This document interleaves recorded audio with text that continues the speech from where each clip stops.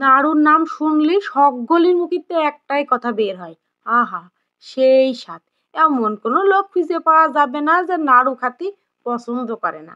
তো তোমরা সকলে কেমন আছো বলো? আমিও মোটামুটি ভালো আছি।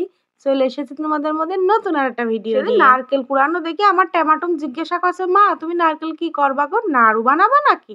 আমি বললাম হ্যাঁ। তা বললো বানাও না, আমি নাড়ু খেতে অনেক ভালোবাসি। এইটা কিন্তু সত্যি কথা। ছোটতে শুরু করে বুড়ো হুড়ো পর্যন্ত এমন কোনো মানুষ নেই যে নাড়ু মুখি দিয়ে কবে না নে, আহা সেই স্বাদ। সকলের কাছে নাড়ু একটা আবেগের জিনিস, আমার কাছেও ঠিক সেই রকম। মূল উপাদানই হচ্ছে নারকেল। বর্তমানে সে নারকেলই খুঁজে পাওয়া যায়। আমরা আগে দেখতাম ছোটবেলায় আমাদের বাড়ির লক্ষ্মী পুজোর দিন 7-8টা নারকেলের নাড়ু করা হতো, অনেকগুলো নাড়ু হতো। আমরা সবাই মিলে গোল হয়ে বসতাম আর নাড়ু করতাম।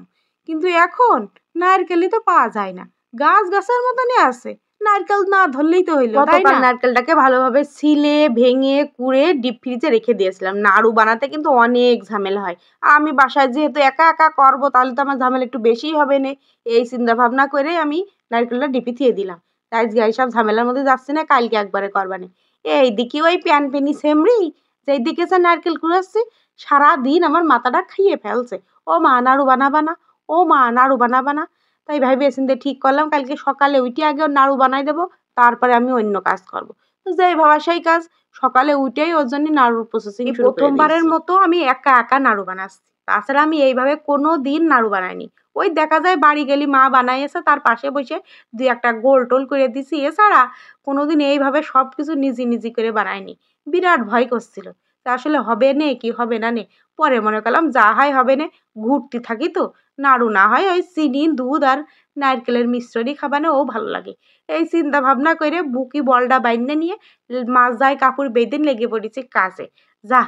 যাকে তো একটা কিছু হবেই। আরও যখন বানাচ্ছিলাম তখন বিরাট ভয় করছিল, যে গোল গোল করে থুচ্ছি রে, সব প্যাঁচ করছে, শক্তই হচ্ছে না।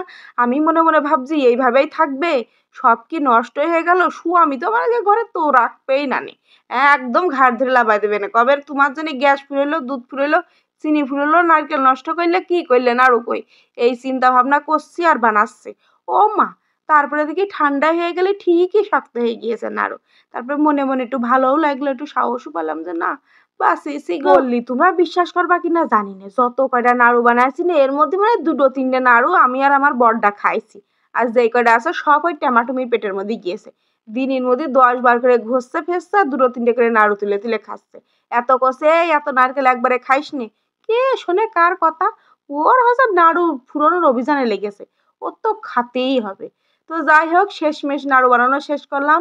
আর এই নাড়ু বানাতে গেলে যে কি কষ্ট হয়, আমার হাতটা পুরো লাল টুকটুকে হয়ে গেছে, কারণ নারকেলটা তো অনেক গরম থাকে, আর গরম থাকতে থাকতে করতে না পারলে দেখা যায় যে আর নাড়ুটা দলা পাকালে ওইটা আর থাকে না, ঝুরঝুরে হয়ে যায়। তো এটা গরম থাকতে থাকতে কথা কও দিনি, এই নাড়ু দেখে কার কার লোভ লাগছে। একদম সত্যি কথা কবা, মিথ্যা কথা বললে কিন্তু হবে না। আমি কিন্তু রাগ করবানে, খেতে কিন্তু সেই রকম হইল।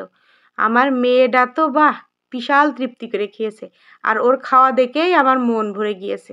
সবাই ভালো থাকবে, টাটা বাই বাই।